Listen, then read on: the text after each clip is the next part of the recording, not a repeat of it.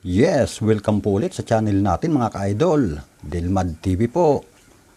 At bago pala tayo mag-umpisa mga ka-idol, gusto ko po pala kayong kumustahin at pasalamatan mga ka-idol. Salamat!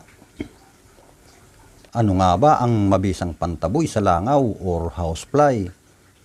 Mga ka-idol, ito na naman tayo. Meron naman tayong panibagong maliit na kaalaman na nagmula pa sa mga ninuno natin o sa matatanda pa sa atin na ganun ang kanilang ginagawa sa tuwing sila ay kakain sa hapagkainan at may aali-aligid na langaw mga ka-idol.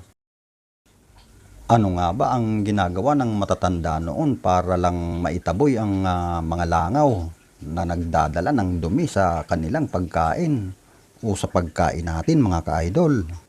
At di talaga natin maiwasan sa tuwing kakain tayo ay may mga umaaligid na langaw sa ating hapagkainan. At alam naman natin na kung saan-saan dumadapo ang mga insektong yan na pwede nating makain ang daladalang dumi ng langaw na maaaring magdulot ng sakit o maapektuhan ang ating kalusugan o kaya ay makontamina ang ating pagkain. Ang mga langaw kung saan-saan kasi yan dumadapo.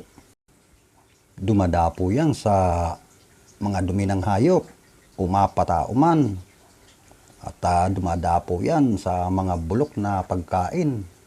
Patay na pusa o patay na daga o ano-ano mang bulok na kanilang dinadapuan na magdadala ng dumi sa ating pagkain, na pwedeng maging dahilan para makontamina ang ating pagkain, na isang dahilan para tayo ay magkasakit, lalong-lalo na sa mga bata.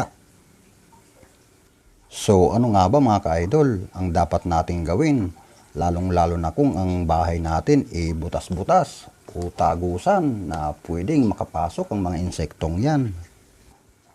Katulad naming mahihirap na sa labas lang kami kumakain, kaya napakaraming langaw talagang umaaligid at dumadapo sa aming hapagkainan. Pero mga ka-idol, may solusyon na tayo dyan para makaiwas sa mga langaw o bangaw na yan nang hindi tayo magkasakit dulot na dala ng mga langaw o insektong yan. Ito lang ang dapat nating gawin mga ka-idol sa tuwing tayo ay kakain. Lalagyan lang natin ng kandila o candle ang gitna ng ating lamesa. Sindihan nyo po, syempre.